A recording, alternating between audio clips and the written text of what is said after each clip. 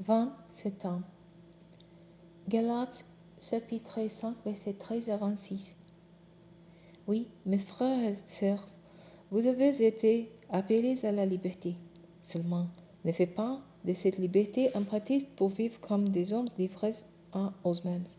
Au contraire, par amour, mettez-vous au service les uns des autres. Que la loi se trouve accomplie tout entière par l'obéissance à cette seule parole. Tu aimeras ton prochain comme toi-même. Mais si vous vous blessez les uns les autres et si vous vous entre-déchirez, prenez garde. Vous vous détruirez mutuellement. Je vous dis donc ceci. Menez votre vie dans la dépendance du Saint-Esprit et vous ne n'obéirez pas aux désirs qui animent l'homme livré à lui-même. Car ces désirs sont diamétralement opposés à ceux de l'esprit, et l'esprit a des désirs qui s'opposent à ceux de l'homme livré à lui-même. Les deux sont opposés à l'un à l'autre. C'est pourquoi vous ne pouvez pas être votre propre maître. Mais si vous êtes conduit par l'esprit, vous n'êtes plus sous le régime de la loi.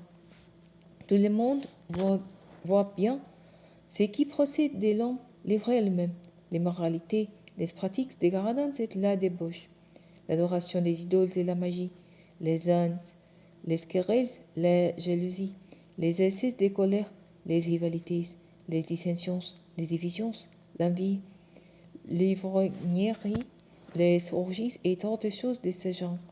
Je ne peux que répéter ce que j'ai déjà déclaré à ce sujet, c'est que commettant de telles actions n'auront aucune part à l'héritage du royaume de Dieu. Mais le fruit de l'esprit, c'est l'amour, la joie, la paix, la patience, l'amabilité, la bonté, la fidélité, la douceur, la maîtrise de soi. Les lois ne condamnent pas de telles choses. Or, ce qui est pertinent à Jésus-Christ ont crucifié l'homme livré à lui-même avec ses passions et ses désirs.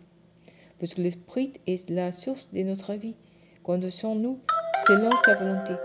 Ne soyons pas vaniteux et évitons de nous provoquer les uns les autres et de nous jalouser mutuellement.